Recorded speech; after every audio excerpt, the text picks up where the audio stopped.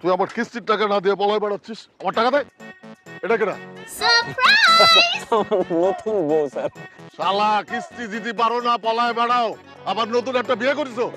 আমার মাফ করে দেন স্যার, সব টাকা লোন নিয়ে আগের বিয়ে খরচ করে ফেলাইছি স্যার। ভাবছিলাম শ্বশুরের কাছ থেকে যৌতুক নিয়ে আপনার টাকাটা দেবো, কিন্তু শ্বশুর এলাকায় এমন বাইজ্জত, এমন কিপটা বউটার এত মারামারি স্যার, তারপরেও তার মন গলে না স্যার। এই দুঃখে তো স্যার আপনার টাকা দেওয়ার জন্য 2 লাখ টাকা যৌতুক নিয়ে বোবা মেয়েটারে বিয়ে করছি স্যার।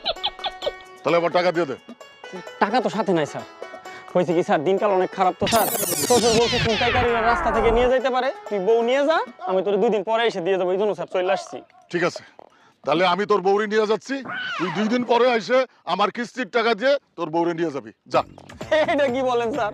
শ্বশুর এসে যদি তার মেয়ের না দেখতে পায় তাহলে কি আমার টাকা দিবে? আর আমার টাকা না দিলে আমি আপনারা কিভাবে টাকা দিব স্যার?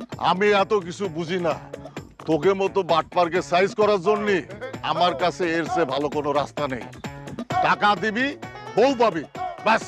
এই স্যার তুমি নামো, নামো, নামো, নামো, আসো, আসো, নামো, নামো, আয় সর, নামো, নামো, নামো, আয় আসো, নামো, নামো, সর, সর, সামনে তো সর, ওঠো, বসো, বসো, সর, আয় সর, সর, বসো, বসো, বসো, আবার সর, আগামী সর, যা, এই, সর।